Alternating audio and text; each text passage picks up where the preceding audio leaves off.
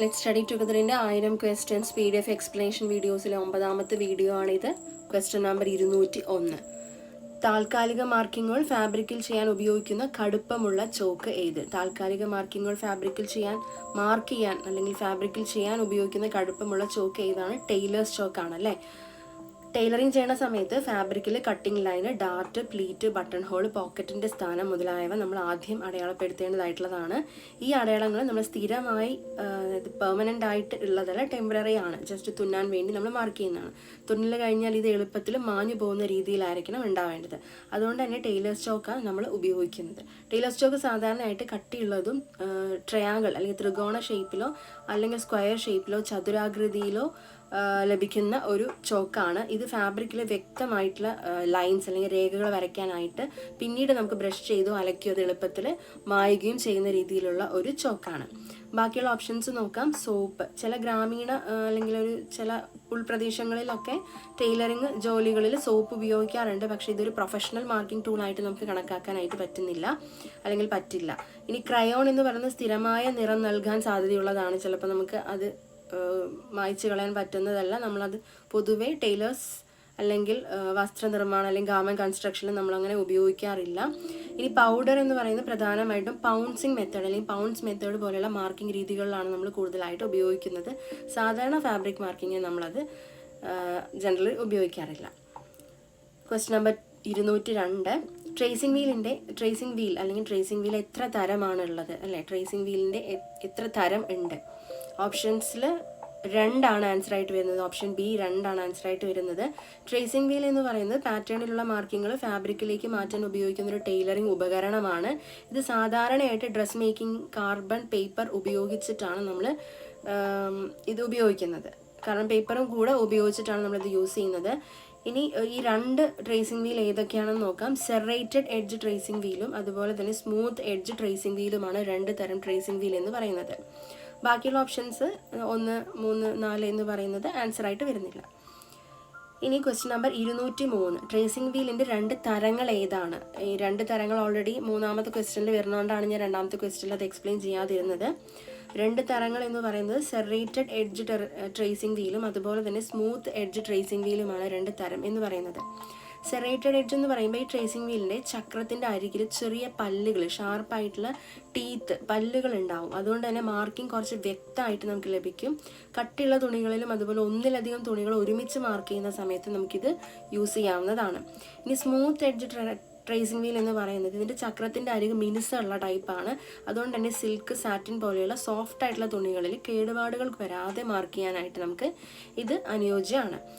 ഈ 2 വിധ tracing വീലുകളും dress making കാർബണിനൊപ്പം ഉപയോഗിച്ച് പാറ്റേണിലെ രേഖകൾ അല്ലെങ്കിൽ മാർക്കിങ്സ് ഫാബ്രിക്കിലേക്ക് മാറ്റാനാണ് നമ്മൾ ഉപയോഗിക്കുന്നത്.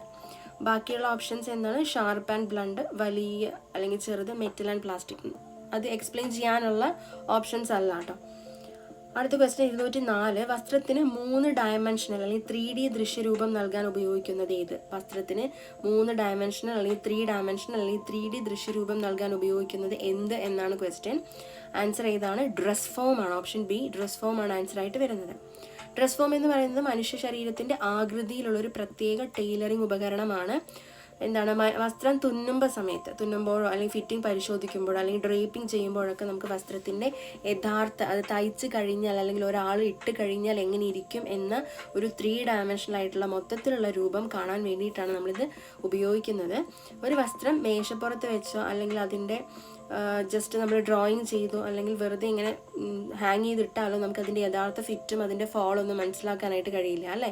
എന്നാൽ ഇത് ഡ്രസ് ഫോമിൽ ധരിക്കുമ്പോൾ നെക്ക്, ഷോൾഡർ, ബസ്റ്റ്, വേസ്റ്റ് ഭാഗം, ഹിപ്പ് ഭാഗം എന്ന ഭാഗങ്ങളുടെയൊക്കെ ഫിറ്റിംഗ് നമുക്ക് വ്യക്തമായിട്ട് കാണാനായിട്ട് സാധിക്കും. അതുകൊണ്ട് തന്നെയാണ് വസ്ത്രത്തിന് 3 ഡയമെൻഷണൽ ദൃശ്യരൂപം നൽകുന്ന ഉപകരണം എന്ന് പറയുന്നത് ഡ്രസ് ഫോമിനെ.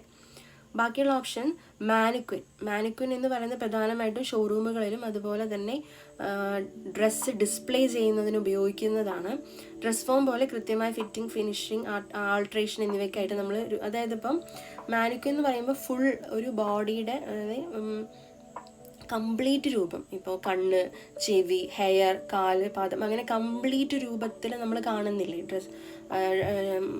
ടൈലറിങ് അല്ലെങ്കിൽ ടെക്സ്റ്റൈൽ ഷോപ്പുകളിലൊക്കെ ഡിസ്പ്ലേ ചെയ്യാനായിട്ട് യൂസ് ചെയ്യുന്നതാണ്. അതാണ് മാനിക്വിൻ എന്ന് പറയുന്നത്. ഡ്രസ് ഫോം എന്ന് പറയുമ്പോൾ നമുക്ക് ഈ പിൻ കുത്താനും അതുപോലെ തന്നെ നമ്മൾ മെഷി ആയിട്ടുള്ള അല്ലെങ്കിൽ കുറച്ച് പിൻ കുത്തി ഇറക്കാൻ, നമുക്ക് പാറ്റേൺ ചെയ്യാൻ, അതുപോലെ തന്നെ ഫുൾ ബോഡി പാർട്ട് ഇല്ലാതെ ജസ്റ്റ് കഴുത്തിട്ടു കാല് മീൻസ് ബോഡി വരെ, അല്ലെങ്കിൽ നെക്കിൻ്റെ മീൻസ് ടോർസോ വരെ, അതുപോലെ അങ്ങനെ നമ്മൾ കണ്ടിട്ടില്ലേ ജ്വല്ലറീസിലൊക്കെ നെക്കിന് മാത്രമായിട്ട് അല്ലെങ്കിൽ കൈക്ക് മാത്രമായിട്ട് അതുപോലെയൊക്കെയുള്ള ഭാഗങ്ങൾ, പർട്ടിക്കുലർ ഭാഗങ്ങളായിട്ടൊക്കെ നമ്മൾ കാണില്ലേ, അങ്ങനെയൊക്കെ. അപ്പം നമുക്ക് മാനിക്വിൻ എന്ന് പറയുമ്പോൾ നമുക്കതിനകത്ത് അത് ഹാർഡായിട്ടായിരിക്കും നമുക്ക് ഉണ്ടാവുക. അതുപോലെ തന്നെ അത് നമ്മൾ ഡിസ്പ്ലേക്ക് യൂസ് ചെയ്യുന്നതാണ്, അല്ലാതെ ഒരു നമ്മൾ ഡ്രാഫ്റ്റിങ് അല്ലെങ്കിൽ ഡ്രേപ്പിങ്ങിന് അല്ലെങ്കിൽ നമ്മൾ പാറ്റേൺ ഉണ്ടാക്കാൻ അങ്ങനെയൊന്നും നമ്മൾ ഉപയോഗിക്കുന്ന ഒരു ഇതല്ല മാനിക്വിൻ എന്ന് പറയുന്നത്. ഇനി സ്റ്റാൻഡ് എന്ന് പറയുന്നത് ജസ്റ്റ് ഒരു സ്റ്റാൻഡായിട്ട്, അതുപോലെ സ്കെയിൽ എന്ന് പറയുന്നത് നമ്മൾ അടയാളപ്പെടുത്താൻ അല്ലെങ്കിൽ അളവെടുക്കാൻ ഉപയോഗിക്കുന്ന സാധനം. ഇനി ഒരു ക്വസ്റ്റ്യൻ നമ്പർ 205. ചെറിയ സൂചികളുടെ കണ്ണിലൂടെ നൂൽ കടത്താൻ സഹായിക്കുന്ന ഉപകരണം ഏത്? ചെറിയ സൂചികളുടെ ഐയിലൂടെ നൂൽ കടത്താൻ ഉപയോഗിക്കുന്ന ഉപകരണം ഏത്? ഇത് റിപ്പീറ്റഡ് ആയിട്ട് വന്നിട്ടുള്ള ക്വസ്റ്റ്യൻ ആണെന്ന് തോന്നുന്നു. ഒരേ ക്വസ്റ്റ്യൻ രണ്ട് രീതിയിൽ വന്നിട്ടുള്ളതാണ്. Answer needle threaded. കഴിഞ്ഞ വീഡിയോയിലും ഈ ഒരു ക്വസ്റ്റ്യൻ ഉണ്ടായിരുന്നു. നീഡിൽ ത്രെഡറാണ് ആൻസറായിട്ട് വരുന്നത്. നീഡിൽ ത്രെഡ് എന്ന് പറയുന്നത് ചെറിയ ഉള്ള സൂചികളിലൂടെ നൂല് വളരെ എളുപ്പത്തിൽ കടത്താൻ സഹായിക്കുന്ന ഒരു ചെറിയ ഉപകരണമാണ്. സാധാരണയായിട്ട് ഇതൊരു മെറ്റൽ വയർ ലൂപ്പ് ഉണ്ടാവും ഇതിനകത്ത്. ഈ ഒരു ചെറിയ ഹാൻഡിലും ഉണ്ടാവും, ചെറിയൊരു മെറ്റൽ വയർ ലൂപ്പ്, അതിൻ്റെ പുറകിൽ ചെറിയൊരു ഹാൻഡിലും ഉണ്ടാവും. അതുവഴി, അതായത് നീഡിൽ ത്രെഡറിൻ്റെ വയർ ലൂപ്പ് സൂചിയുടെ കണ്ണിലൂടെ ആദ്യം നമ്മൾ കടത്തും. അത് കഴിഞ്ഞിട്ട് നൂല് ആ ലൂപ്പിലൂടെ ഇട്ടതിന് ശേഷം ഈ നീഡിൽ ത്രെഡറിനെ നമ്മൾ പുറകിലേക്ക് വലിക്കുകയാണ് ചെയ്യുന്നത്. അപ്പോൾ സൂചിയിലൂടെ ആ നൂല് പുറത്തേക്ക് വരും, സൂചിയുടെ ഐയിലൂടെ. പ്രത്യേകിച്ച് ചെറിയ നമ്പർ സൂചികളിൽ, അതുപോലെ കാഴ്ച കുറവുള്ളവർക്ക്, അതുപോലെ പ്രായമായവർക്കൊക്കെ ഈ ഉപകരണം വളരെ ഉപകാരമാണ്. ബാക്കിയുള്ള ഓപ്ഷൻസ് ആയിട്ടുള്ള തിമ്പിൾ എന്ന് പറയുന്നത് വിരലിനെ പ്രൊട്ടക്ട് ചെയ്യാൻ ഉപയോഗിക്കുന്ന ഒരു ഉപകരണമാണ്. ഹുക്ക് എന്ന് പറയുന്നത് പല ആവശ്യങ്ങൾക്ക് ഉപയോഗിക്കുമെങ്കിലും സൂചിയുടെ കണ്ണിലൂടെ നമ്മൾ നൂല് കടത്താനായിട്ട് ഉപയോഗിക്കുന്നില്ല. ഇനി ക്ലിപ്പ്, തുണി പിടിച്ചു വയ്ക്കാൻ അല്ലെങ്കിൽ ഹോൾഡ് ചെയ്യാൻ ഉപയോഗിക്കുന്ന ഒരു ഉപകരണമാണ് ക്ലിപ്പ് എന്ന് പറയുന്നത്. അടുത്ത ക്വസ്റ്റ്യൻ 206. വിരലിൽ ധരിക്കുന്ന ചെറിയ സംരക്ഷണ കവചം എന്താണ്? നമുക്ക് എല്ലാവർക്കും അറിയാവുന്ന ഒരു ആൻസറാണ് തിമ്പിൾ. തിമ്പിൾ എന്ന് പറയുന്നത് തുന്നുമ്പോൾ, ഹാൻഡ് സ്റ്റിച്ചിങ് ചെയ്യുന്ന സമയത്ത് വിരലിൽ ധരിക്കുന്ന ചെറിയൊരു മെറ്റലോ അല്ലെങ്കിൽ പ്ലാസ്റ്റിക്കോ കൊണ്ട് ഉപയോഗിക്കുന്ന ഒരു സംരക്ഷണ കവചമാണ്, ഒരു പ്രൊട്ടക്ഷൻ കവചമാണിത്. കൈത്തുന്നലിൽ കട്ടിയുള്ള തുണിയുടെ സൂചി തള്ളുമ്പോൾ, കട്ടിയുള്ള തുണിയിലൂടെ നമ്മൾ സൂചി ഇങ്ങനെ തള്ളുന്ന സമയത്ത് വിരലിൽ വേദനയോ അല്ലെങ്കിൽ സൂചി കുത്താനുള്ള സാധ്യതയോ ഉണ്ടാവാം. ഇത് ഒഴിവാക്കാനാണ് നമ്മൾ തിമ്പിൾ ഉപയോഗിക്കുന്നത്. സാധാരണയായിട്ട് മധ്യവിരൽ, മിഡിൽ ഫിംഗറിലാണ് തിമ്പിൾ ധരിക്കുന്നത്. തിമ്പിളിൻ്റെ പുറത്ത് ചെറിയ കുഴികൾ കാണാനായിട്ട് സാധിക്കും. ഈ കുഴികളിൽ സൂചിയുടെ അറ്റം ഉറച്ചു നിൽക്കുന്നത് കൊണ്ടാണ് നമുക്ക് സൂചി സ്ലിപ്പ് ആവാതെ കൂടുതൽ ശക്തിയായിട്ട് നമുക്ക് തള്ളാനൊക്കെ ഹെൽപ്പ് ആവുന്നത്. അതുകൊണ്ട് തന്നെ തിമ്പിൾ സുരക്ഷയും സൗകര്യം നൽകുന്നൊരു പ്രധാന തയ്യൽ ഉപകരണമായിട്ടാണ് നമ്മൾ പറയുന്നത്. ബാക്കിയുള്ള ഓപ്ഷൻസ് ഗ്ലവ് എന്ന് പറയുന്നത് കൈ സംരക്ഷിക്കാൻ ഉപയോഗിക്കുന്നതാണ്, അല്ലാതെ ഒരു പെർട്ടിക്കുലർ ഫിംഗർ അങ്ങനെ അല്ലെങ്കിൽ നമ്മൾ തയ്യൽ സമയത്ത് എന്ന് പെർട്ടിക്കുലറായിട്ട് പറയുന്നില്ല. ടേപ്പ് എന്ന് പറയുന്ന പല ആവശ്യങ്ങൾക്കായിട്ട് നമ്മൾ മെഷർമെൻ്റ് എടുക്കാനൊക്കെയാണ് ഉപയോഗിക്കുന്നത്, പ്രൊട്ടക്ഷൻ അല്ല. കവർ എന്ന് പറയുന്നത് വ്യക്തമായിട്ടൊരു തയ്യൽ ഉപകരണമല്ല, ജസ്റ്റ് കവർ. ഓക്കെ, നമ്മൾ എന്തിനു വേണമെങ്കിലും ഉപയോഗിക്കാൻ പറ്റുന്ന സാധനങ്ങൾ ഇടാൻ ഉപയോഗിക്കുന്ന കവർ. അടുത്ത ക്വസ്റ്റ്യൻ 207. നീളമുള്ള നൂലിനോട് ചേർന്ന് മൂർച്ചയുള്ള ഉപകരണം ഏത്? നീളമുള്ള നൂലിനോട് ചേർന്ന മൂർച്ചയുള്ള ഉപകരണം ഏത്? ഓപ്ഷൻസ് നോക്കുക. സൂചിയാണ് ആൻസർ. ഈ ചോദ്യത്തിൻ്റെ ശരിയായ ഉത്തരം എന്ന് പറയുന്നത് ഓപ്ഷൻ ബി, സൂചിയാണ്. സൂചി എന്ന് പറയുന്നത് തയ്യലിലെ ഏറ്റവും പ്രധാനപ്പെട്ട ഒരു ഉപകരണമാണ് അല്ലേ. ഒരറ്റത്ത് മൂർച്ചയുള്ള ടിപ്പും മറ്റ് അറ്റത്ത് നൂല് കടത്താനുള്ള ഒരു ചെറിയ അയ്യും കൂടിയുള്ളൊരു നേർത്ത ലോഹ ഉപകരണമാണ്, മെറ്റൽ കൊണ്ടുള്ളൊരു ഉപകരണമാണ്. സൂചിയിലൂടെ നമ്മൾ നൂല് കടത്തി തുണിയിലൂടെ കടത്തുമ്പോഴാണ് നമുക്ക് സ്റ്റിച്ച് ഉണ്ടാകുന്നത്. അതുകൊണ്ട് തന്നെ വസ്ത്രനിർമ്മാണത്തിന് അടിസ്ഥാന ഉപകരണങ്ങളിൽ ഒന്നാണ് സൂചി എന്ന് പറയുന്നത്.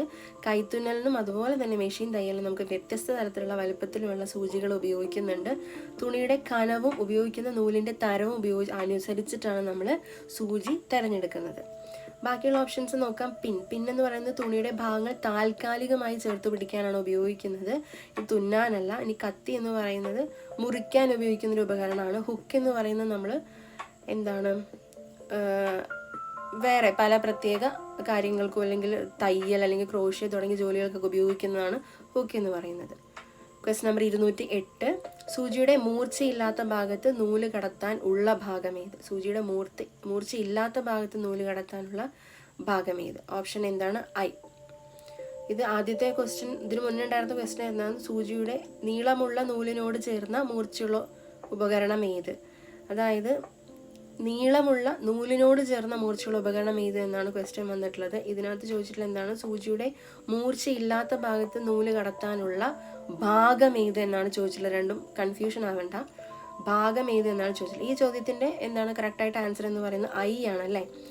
ഐ എന്ന് പറയുന്നത് എന്താണ്? സൂചിയുടെ മൂർച്ചയില്ലാത്ത അറ്റത്ത് കാണുന്ന, ഹാൻഡ് നീഡിലിൻ്റെ ആണ് മൂർച്ചയില്ലാത്ത അറ്റത്ത് കാണുന്നത് കേട്ടോ, ദ്വാരമാണ്. തയ്യൽ ചെയ്യാൻ ഉപയോഗിക്കുന്ന നൂല് ഈ ദ്വാരത്തിലൂടെയാണ് നമ്മൾ കടത്തുന്നത് അല്ലേ. സൂചിയുടെ ഘടന നോക്കുകയാണെങ്കിൽ ഒരു അറ്റത്ത് ടിപ്പ്, അതായത് പോയിന്റ്, മറുവശത്ത് ഐ ഉണ്ടായിരിക്കും. ഐയിലൂടെയാണ് നമ്മൾ നൂല് കടത്തി തുണിയിലൂടെ സൂചി നീക്കുമ്പോഴാണ് നമുക്ക് സ്റ്റിച്ച് ഉണ്ടാകുന്നത് അല്ലേ. ഇനി കൈസൂചിനും മെഷീൻ സൂചിനും ഐ ഉണ്ടെങ്കിൽ അവയുടെ സ്ഥാനം വ്യത്യസ്തമാണ് അല്ലേ. കൈസൂചിയിൽ നമ്മൾ എവിടെയാണ്? ഹാൻഡ് നീഡിൽ എന്ന് പറയുന്നത് ഐ മുകളിലെ അറ്റത്താണ്. മെഷീൻ സൂചിയിലാണെങ്കിലും ഐ സൂചിയുടെ താഴത്തെ അറ്റത്താണ് ഉണ്ടാവുന്നത്. ഇനി ബാക്കിയുള്ള ഓപ്ഷൻ ബ്ലേഡ്, ഷോൾഡർ മുതൽ, അതായത് സൂചിയുടെ ഷോൾഡർ മുതൽ, മെഷീൻ സൂചിയുടെ ഷോൾഡർ മുതൽ ഐ വരെയുള്ള ഭാഗത്തെയാണ് നമ്മൾ ബ്ലേഡ് എന്ന് പറയുന്നത്. നൂല് കടത്താനുള്ള ഭാഗമല്ല. മെഷീൻ സൂചിയിൽ നീഡിൽ ബാർ ഘടിപ്പിക്കുന്ന ഭാഗമാണ് അടുത്ത ഓപ്ഷനായ ഷാങ്ക് എന്ന് പറയുന്നത്.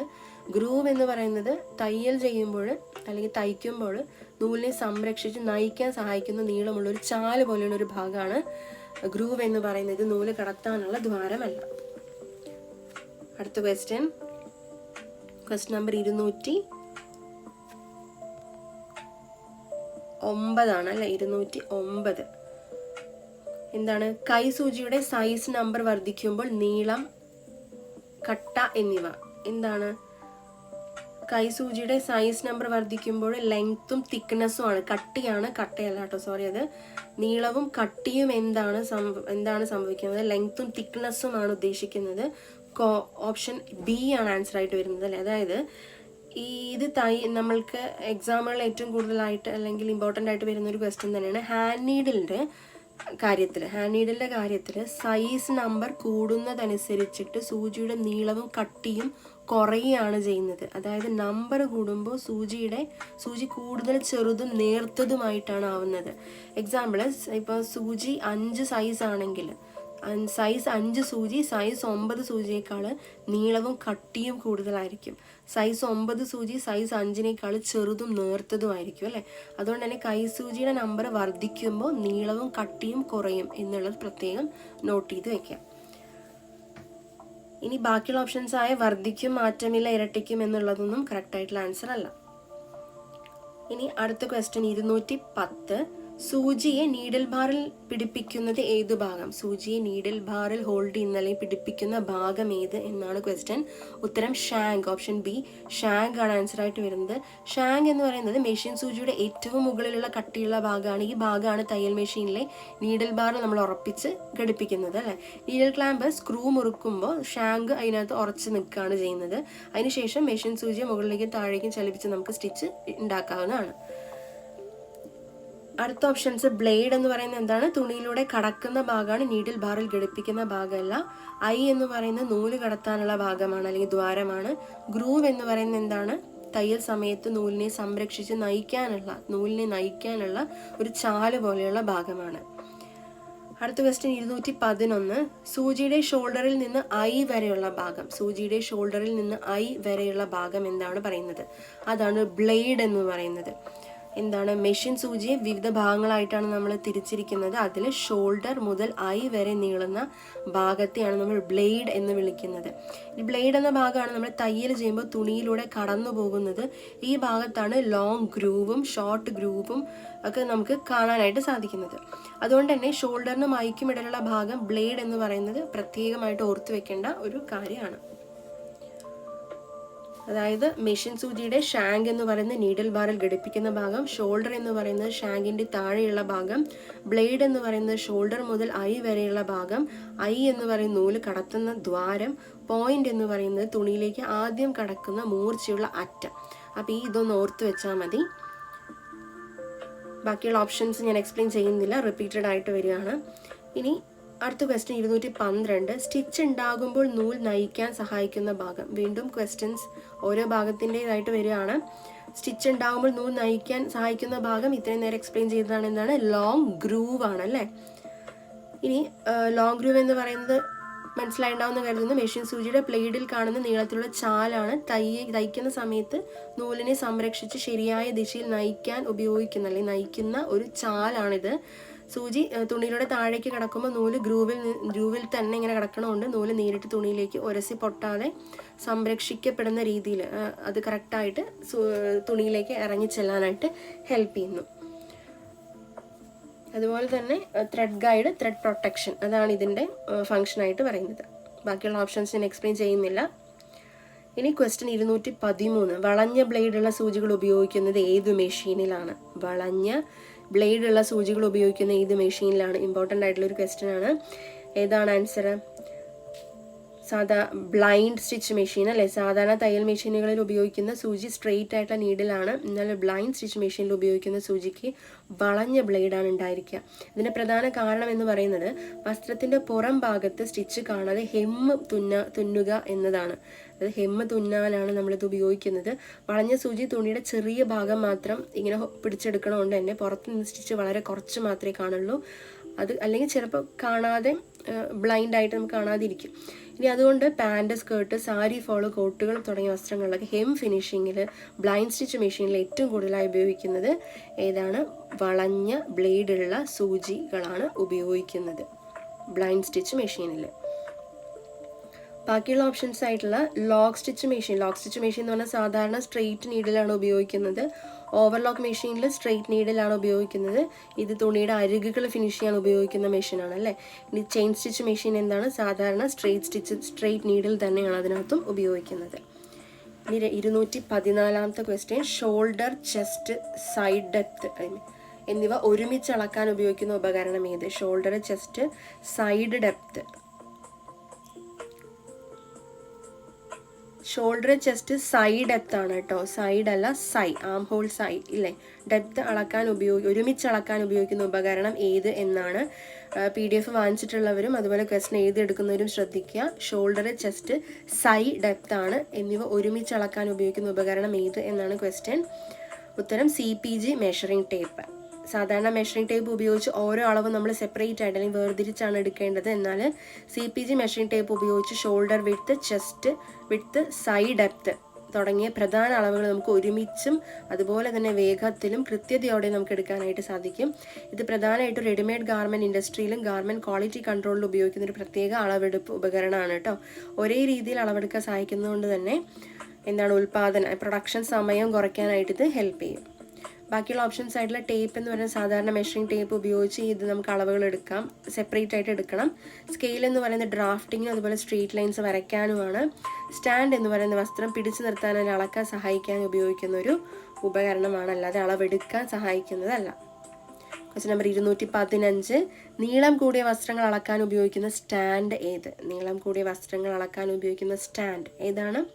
മെഷറിംഗ് സ്റ്റാൻഡാണ്. മെഷറിംഗ് സ്റ്റാൻഡ് എന്ന് പറയുന്നത് sari, gown, maxi, long frock, curtain തുടങ്ങിയ നീളം കൂടിയ വസ്ത്രങ്ങൾ നീളം കൃത്യമായി അളക്കാൻ ഉപയോഗിക്കുന്ന ഒരു ഉപകരണമാണ്. വസ്ത്രം നിലത്ത് വിരിച്ചളക്കുമ്പോൾ കൃത്യമായി നമുക്ക് അളവ് ലഭിക്കാതെ വരും, അല്ലെങ്കിൽ തുണി ചുളിയാനോ വലിഞ്ഞു പോകാനൊക്കെ സാധ്യതയുണ്ട്.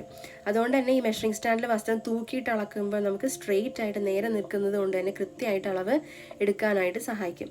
ഗാർമെൻറ്റ് ഫാക്ടറികളിലും തയ്യൽ സ്ഥാപനങ്ങളിലൊക്കെ സ്റ്റാൻഡേർഡ് അളവെടുപ്പിനും ക്വാളിറ്റി ചെക്കിങ്ങിനൊക്കെയാണ് മെഷറിംഗ് സ്റ്റാൻഡ് കൂടുതലായിട്ട് ഉപയോഗിക്കുന്നത്. ബാക്കിയുള്ള ഓപ്ഷൻസ് ആയിട്ടുള്ള ഡ്രസ് ഫോം എന്ന് പറയുന്നത് പ്രധാനമായിട്ടും ഫിറ്റിംഗ്, ഡ്രേപ്പിംഗ്, വസ്ത്രത്തിൻ്റെ 3D രൂപം പരിശോധിക്കാനൊക്കെയാണ് ഡ്രസ് ഫോം ഉപയോഗിക്കുന്നത്.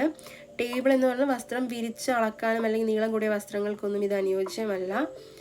പക്ഷേ ഫ്രെയിം എന്ന് പറയുന്നത് വിവിധ ആവശ്യങ്ങൾക്ക് ഉപയോഗിക്കാം, അല്ലെങ്കിൽ നമുക്ക് നീളം അളക്കാൻ ഉപയോഗിക്കുന്ന ഒരു ഉപകരണമല്ല. വേറെ പല ആവശ്യങ്ങൾക്ക് ഫ്രെയിം കൊണ്ട് എന്തൊക്കെയാണോ നമ്മൾ ചെയ്യുന്നത് അങ്ങനെ ആവശ്യങ്ങൾക്ക് ഉപയോഗിക്കാം. ഇനി ക്വസ്റ്റ്യൻ നമ്പർ 216. വസ്ത്രത്തിൻ്റെ ഫ്ലെയർ പരിശോധിക്കാൻ ഉപയോഗിക്കുന്ന ഉപകരണം ഏത്? വസ്ത്രത്തിൻ്റെ ഫ്ലെയർ പരിശോധിക്കാൻ ഉപയോഗിക്കുന്ന ഉപകരണം മെഷറിംഗ് സ്റ്റാൻഡാണ് അല്ലേ.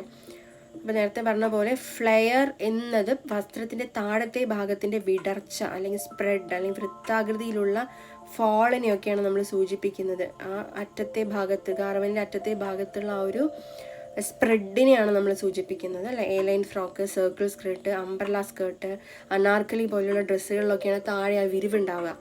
അപ്പോൾ ഇതിൽ താഴെയുള്ള ഭാഗം എത്രത്തോളം ഒരുപോലെ വിരിഞ്ഞിരിക്കണമെന്ന് പരിശോധിക്കാനാണ് നമ്മൾ ഈ ഒരു ഉപകരണം ഉപയോഗിക്കുന്നത്. ഇതിനായിട്ട് മെഷറിംഗ് സ്റ്റാൻഡ് വസ്ത്രം സ്റ്റാൻഡിൽ തൂക്കിയിട്ടാൽ ഇത് സ്വാഭാവികമായിട്ട് താഴേക്ക് വീണ് കിടക്കും. അപ്പോൾ നമുക്ക് ഫ്ലെയർ എല്ലായിടത്തും ഒരുപോലെയാണോ അല്ലെങ്കിൽ ഏതെങ്കിലും ഭാഗത്ത് കൂടുതലാണോ കുറവാണോ എന്നൊക്കെ എളുപ്പത്തിൽ പരിശോധിക്കാനായിട്ട് കഴിയും. അതുകൊണ്ട് തന്നെ ഫ്ലെയർ പരിശോധിക്കാൻ ഉപയോഗിക്കുന്ന ഉപകരണം എന്ന് പറയുന്നത് എന്താണ്? മെഷറിംഗ് സ്റ്റാൻഡാണ്.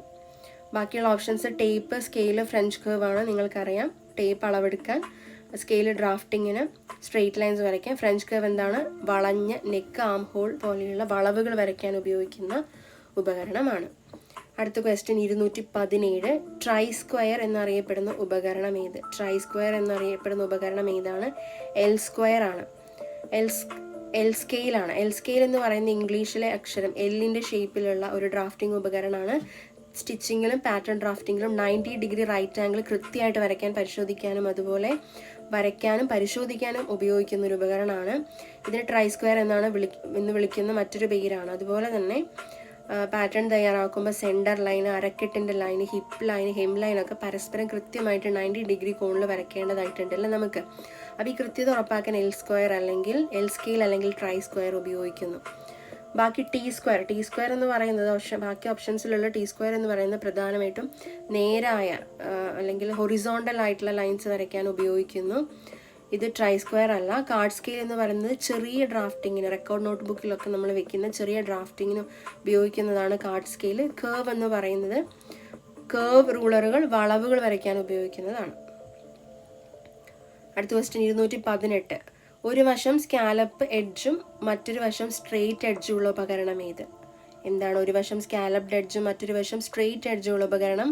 ഡ്രസ് മേക്കേഴ്സ് ഗേജ് ആണ് അല്ലെ. ഡ്രസ് മേക്കേഴ്സ് ഗേജ് സ്റ്റിച്ചിങ് ജോലികളിൽ വളരെ യൂസ്ഫുൾ ആയിട്ടുള്ളൊരു മെഷറിംഗ് ഉപകരണമാണ്. ഇതിൻ്റെ പ്രത്യേകത എന്തെന്ന് പറഞ്ഞാൽ ഒരു വശം സ്കാലപ്ഡ് എഡ്ജ്, വളവുകളുടെ അരികാണ്, മറ്റേ വശം സ്ട്രെയിറ്റ് എഡ്ജാണ്.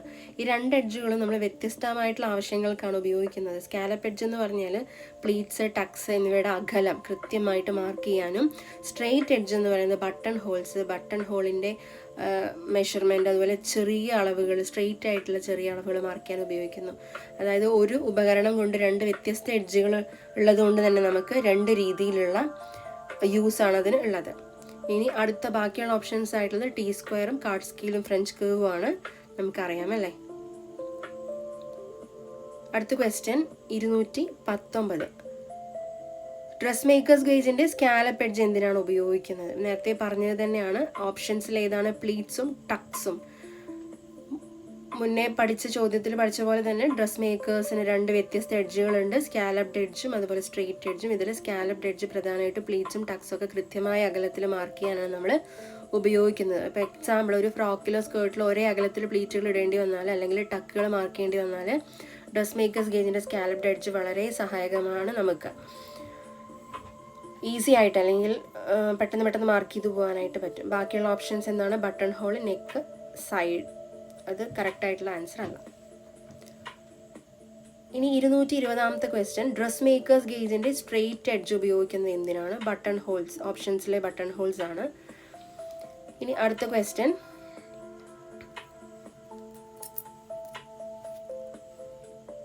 അതായത് നമ്മൾ ഈ ഷർട്ടിലോ ബ്ലൗസിലൊക്കെ എല്ലാ ബട്ടൺ ഹോളും ഒരേ അകലത്തിലും ഒരേ നീളത്തിലും മാർക്ക് ചെയ്യേണ്ടത് കൊണ്ട് തന്നെയാണ് ഡ്രസ് മേക്കേഴ്സ് ഗേജിൻ്റെ സ്ട്രെയിറ്റ് ആയിട്ടുള്ള ഭാഗം നമ്മൾ അതിന് ഉപയോഗിക്കുന്നത് കേട്ടോ. ഇനി അടുത്ത ക്വസ്റ്റ്യൻ നമ്പർ 221. നേരായ കോണുകൾ, റൈറ്റ് ആംഗിൾസ് അളക്കാൻ ഉപയോഗിക്കുന്ന ഉപകരണം ഏത് എന്നാണ് ക്വസ്റ്റ്യൻ. ആൻസർ ടി സ്ക്വയർ ആണ്. ടി സ്ക്വയർ എന്ന് പറയുന്ന ഇംഗ്ലീഷ് അക്ഷരമായിട്ടുള്ള ടീയുടെ ആകൃതിയിലുള്ള ഒരു ഡ്രാഫ്റ്റിംഗ് ഉപകരണമാണ്. സ്റ്റിച്ചിങ്ങിലും പാറ്റേൺ ഡ്രാഫ്റ്റിങ്ങിലും സ്ട്രെയിറ്റ് ലൈൻസ് അല്ലെങ്കിൽ നേരായ രേഖകളും 90 ഡിഗ്രി കോണുകളും കൃത്യമായിട്ട് വരയ്ക്കാൻ, റൈറ്റ് ആംഗിൾസും വരയ്ക്കാനും അതുപോലെ തന്നെ പരിശോധിക്കാനും ഇത് ഉപയോഗിക്കുന്നു. നമ്മൾ ഡ്രാഫ്റ്റിംഗ് ടേബിളിൻ്റെ അരികിൽ ടി സ്ക്വയർ ചേർത്ത് വെക്കുകയാണെങ്കിൽ വളരെ കൃത്യമായിട്ട് നമുക്ക് ഹൊറിസോണ്ടൽ ലൈൻസ് വരയ്ക്കാനായിട്ടും ഇത് ഹെൽപ്പ് ചെയ്യും. ഇതിൻ്റെ സഹായത്തോടെ തന്നെ നമുക്ക് മറ്റ് രേഖകളും 90 ഡിഗ്രി കോണിൽ വരയ്ക്കാനായിട്ട് എളുപ്പമായിട്ട് പറ്റും. അതുപോലെ തന്നെ ക്വസ്റ്റ്യൻ നമ്പർ 217 ക്വസ്റ്റ്യനും 221 ക്വസ്റ്റ്യനും തമ്മിൽ കൺഫ്യൂഷൻ വരാൻ സാധ്യതയുണ്ട്. ട്രൈ സ്ക്വയർ 217 ട്രൈ സ്ക്വയർ എന്നറിയപ്പെടുന്നത് ഏത് എന്നാണ് ക്വസ്റ്റ്യൻ. അത് എൽ സ്കെയിലാണ്. 221 ചോദിച്ചിട്ടുള്ളത് നേരായ കോണുകൾ അളക്കാൻ ഉപയോഗിക്കുന്നത് ഏത് എന്നാണ്. ടി സ്ക്വയർ ആണ്. അടുത്ത ക്വസ്റ്റ്യൻ 222. റെക്കോർഡ് നോട്ട്ബുക്കിൽ ചെറിയ ഡ്രാഫ്റ്റിംഗ് ചെയ്യാൻ ഉപയോഗിക്കുന്ന ഉപകരണം ഏത്? റെക്കോർഡ് നോട്ട്ബുക്കിൽ ചെറിയ ഡ്രാഫ്റ്റിംഗ് ചെയ്യാൻ ഉപയോഗിക്കുന്ന ഉപകരണം ഏതാണ്? കാർഡ് സ്കെയിലാണ്. അതായത് കാർഡ് സ്കെയിൽ എന്ന് പറയുന്നത് ചെറിയ വലുപ്പത്തിലുള്ള ഒരു സ്കെയിലാണ്. ഇത് പ്രധാനമായിട്ട് നമുക്ക് റെക്കോർഡ് നോട്ട്ബുക്കുകളിലും പ്രാക്ടിക്കൽ റെക്കോർഡുകളിലും ചെറിയ സൈസിൽ പാറ്റേൺ ഡ്രാഫ്റ്റ് ചെയ്യാനാണ് ഉപയോഗിക്കുന്നത്. യഥാർത്ഥ പാറ്റേണുകളുടെ മുഴുവൻ വലുപ്പത്തിൽ ഫുൾ സൈസിൽ നമുക്ക് ചെയ്യുകയാണെങ്കിൽ നോട്ട്ബുക്കിൽ വെക്കാനായിട്ട് സാധിക്കില്ല, അല്ലെങ്കിൽ വരയ്ക്കാനായിട്ട് സാധിക്കില്ല. അതുകൊണ്ട് തന്നെ അതിൻ്റെ ഒരു പെർട്ടിക്കുലർ അനുപാതത്തിലുള്ള അളവുകൾ കുറച്ച് ചെറിയ രീതിയിൽ ഡ്രാഫ്റ്റ് ചെയ്യാനായിട്ട് നമുക്ക് കാർഡ് സ്കെയിൽ ഹെൽപ്പ് ചെയ്യും. Question number 223. Neck, arm hole തുടങ്ങിയ ആകൃതികൾ വരയ്ക്കാൻ സഹായിക്കുന്ന ഉപകരണം ഏതാണ്? Answer French curve. French curve എന്ന് പറയുന്നത് വ്യത്യസ്ത വളവുകളുള്ള ഭാഗങ്ങൾ ഡ്രാഫ്റ്റ് ചെയ്യാൻ ഉപയോഗിക്കുന്ന ഒരു ഉപകരണമാണ്. തയ്യലിൽ neck line, arm hole, collar, cuff തുടങ്ങിയ ഭാഗങ്ങൾ നമ്മൾ കൃത്യമായിട്ട് വരയ്ക്കാൻ ഇത് ഉപയോഗിക്കുന്നു അല്ലേ. കൈ കൊണ്ട് വളവുകൾ വരയ്ക്കുമ്പോൾ ചെറിയ വേരിയേഷൻസ് വരാൻ നമുക്ക് കറക്റ്റായിട്ട് വരണം എന്നില്ല. അതുകൊണ്ട് തന്നെ ഫ്രഞ്ച് കേർവ് ഉപയോഗിച്ചാൽ ഭയങ്കര സോഫ്റ്റായിട്ട് നമുക്ക് കൃത്യമായിട്ടുള്ള സോഫ്റ്റായിട്ടുള്ള ലൈൻസ് നമുക്ക് വരയ്ക്കാനായിട്ട്, വളവുകൾ വരയ്ക്കാനായിട്ട് ഹെൽപ്പ് ചെയ്യും. Neck line, arm hole, collar, cuff പോലെയുള്ള ഭാഗങ്ങളിലൊക്കെ നമുക്ക് ഹെൽപ്പ് ചെയ്യും. അടുത്ത ക്വസ്റ്റ്യൻ 224. ഏത് കേർവ് ഉപകരണം ഏത് ആകൃതിയിലേക്കും വളയ്ക്കാൻ കഴിയും? ഏത് കേർവ് ഉപകരണമാണ് ഏത് ആകൃതിയിലേക്കും വളയ്ക്കാൻ കഴിയുന്നത് എന്നാണ് ക്വസ്റ്റ്യൻ. ഫ്ലെക്സിബിൾ കേർവ് അല്ലേ. ഫ്ലെക്സിബിൾ കേർവ് എന്ന് പറയുന്നത് കൈകൊണ്ട് ഇഷ്ടമുള്ള ആകൃതിയിലേക്ക് വളയ്ക്കാൻ കഴിയുന്നൊരു കേർവ് റൂളറാണ്. ഫ്രഞ്ച് കേർവിന് പെർട്ടിക്കുലർ വളവുകൾ മാത്രമേ നമുക്ക് വരയ്ക്കാനേ കഴിയുള്ളൂ, അല്ലാതെ അത് ഫ്ലെക്സിബിൾ അല്ല. ഇത് ഫ്ലെക്സിബിൾ കേർവിന് ആവശ്യാനുസരണം നമുക്ക് ഏത് തരത്തിലും വളയ്ക്കാനായിട്ട്, വളവിനനുസരിച്ച് ഇതിൻ്റെ രൂപം മാറ്റാനായിട്ട് സാധിക്കും. അതുകൊണ്ട് തന്നെ സാധാരണ കേർവ് റൂളറുകൾ കൊണ്ട് വരയ്ക്കാൻ ബുദ്ധിമുട്ടുള്ള പ്രത്യേക ഡിസൈനുകളും സാധാരണ വളവുകളുടെയും ഡ്രാഫ്റ്റിംഗ് ഫ്ലെക്സിബിൾ കേർവ് ഉപയോഗിച്ച് വളരെ ഈസി ആയിട്ട് നമുക്ക് ചെയ്യാനായിട്ട് സാധിക്കും. ഫ്രഞ്ച് കേർവ് എന്ന് പറയുമ്പോൾ മുൻകൂട്ടി നിശ്ചയിച്ച വളവുകൾ മാത്രം, അല്ലെങ്കിൽ നെക്ക്, ആം ഹോൾ, കോളർ തുടങ്ങിയ സാധാരണ വളവുകൾ വരയ്ക്കാനേ നമുക്ക് പറ്റുള്ളൂ. ഫ്ലെക്സിബിൾ കേർവ് എന്ന് പറയുമ്പോൾ ആവശ്യത്തിനൊത്ത് ഈ ടൂളിനെ നമുക്ക് വളയ്ക്കാനായിട്ട് സാധിക്കും. അടുത്ത ക്വസ്റ്റ്യൻ 225. ഷർട്ട്, പാൻറ് തുടങ്ങിയവയുടെ സൈഡ് ഷേപ്പ് ഡ്രാഫ്റ്റ് ചെയ്യാൻ ഉപയോഗിക്കുന്ന കേർവ് ഏതാണ്? ഹിപ്പ് കേർവ് അഥവാ കേർവ് റൂളർ. ഹിപ്പ് കേർവ് അല്ലെങ്കിൽ കേർവ് റൂളർ എന്ന് പറയുന്നത് വസ്ത്രങ്ങളുടെ സൈഡ് സീം, ഹിപ്പ് ലൈന്, പാൻറിന്റെ ക്രോച്ച് കേർവ് തുടങ്ങിയ വലിയ വളവുകൾ കൃത്യമായിട്ട് ഡ്രാഫ്റ്റ് ചെയ്യാൻ ഉപയോഗിക്കുന്നൊരു ഉപകരണമാണ്. ഷർട്ട്, പാൻറ്, സ്കേർട്ട്, സൽവാർ തുടങ്ങിയ വസ്ത്രങ്ങളിൽ സൈഡ് സീം സ്ട്രെയിറ്റ് ആയിട്ടല്ല അല്ലെ, ചെറിയ വളവുള്ളതാണ്. ഈ വളവ് കൃത്യമായിട്ട് വരയ്ക്കാൻ നമുക്ക് ഹിപ്പ് കേർവ് ഉപയോഗിക്കാം. ഈ ഉപകരണത്തിലൂടെ നമുക്ക് വസ്ത്രത്തിൻ്റെ ഫിറ്റിംഗ് കൂടുതലായിട്ടും മനോഹരമായിട്ടുള്ള ഷേപ്പ്, വലിയ ഷേപ്പ് ആയതുകൊണ്ട് ആ ഭാഗങ്ങൾ ഈസി ആയിട്ട് വരയ്ക്കാനായിട്ട് സഹായിക്കും. ഫ്രഞ്ച് കേർവ് എന്ന് പറയുമ്പോൾ ചെറിയ വളവുകളായിട്ടുള്ള നെക്ക്, ആം ഹോള് മുതലായ ഭാഗങ്ങളാണ് ചെയ്യാൻ സാധിക്കുമെങ്കിൽ ഹിപ്പ് കേർവ് ഉപയോഗിച്ച് നമുക്ക് side seam, hip line, crotch curve ഒക്കെയാണ്, വലിയ വളവുകളാണ് നമുക്ക് വളയ്ക്കാനായിട്ട് സഹായിക്കുന്നത്. അപ്പോൾ നമ്മുടെ 225ാമത്തെ ക്വസ്റ്റ്യനും കംപ്ലീറ്റ് ചെയ്തിരിക്കുകയാണ്. ഇതിനകത്തെ കുറേ ക്വസ്റ്റ്യൻസിൽ സിമിലർ ആയിട്ടുള്ള ഓപ്ഷൻസ് വരുന്നത് കൊണ്ട് തന്നെ സ്പീഡിലാണ് എക്സ്പ്ലെയിൻ ചെയ്തു പോയിട്ടുള്ളത്. കുറച്ച് അത്രയ്ക്ക് ടഫായിട്ടുള്ള ക്വസ്റ്റ്യൻസ് അല്ല ഈ ഒരു സെറ്റിൽ വന്നിട്ടുള്ളത്. നിങ്ങൾക്ക് എല്ലാവർക്കും മനസ്സിലായി എന്ന് കരുതുന്നു.